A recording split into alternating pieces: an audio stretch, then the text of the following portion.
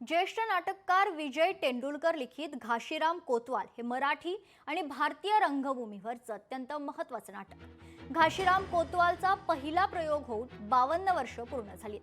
हे नाटक आजवर सुमारे 10 भारतीय भाषांमधून आणि जगातील 3 भाषांमध्ये सादर झाले। मात्र हिंदीत हे नाटक व्यावसायिकदृष्ट्या सादर केलं गेलं नाहीये। त्यामुळे अभिजात कलाकृतीचं हे कालातीत नाटक हिंदी भाषकांपर्यंत पोहोचवण्यासाठी हिंदी रंगभूमीवरही सादर करण्याचा निर्णय घेण्यात आलाय। लेखक दिग्दर्शक अभिजीत पानसे आणि भालचंद्र कुबल यांनी या हिंदी नाटकाचं शिवधनुष्य पेललं आहे। या नाटकाची पत्रकार परिषद नुकतीच संपन्न झाली। यावेळी प्रमुख पाहुणे म्हणून प्रसिद्ध अभिनेते मकरंद देशपांडे, ज्येष्ठ हिंदी अभिनेते संजय मिश्रा, दिग्दर्शक अभिजीत पानसे आणि भालचंद्र कुबल, नृत्य दिग्दर्शिका फुलवा खामकर आदी मान्यवर उपस्थित होते।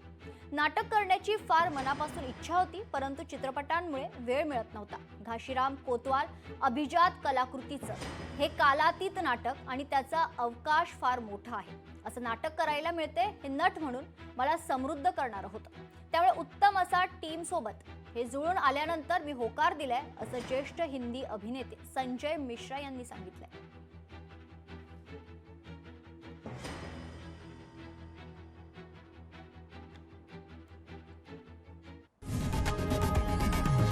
लोकशाही मराठी ऐका, पहा, जागरूक रहा।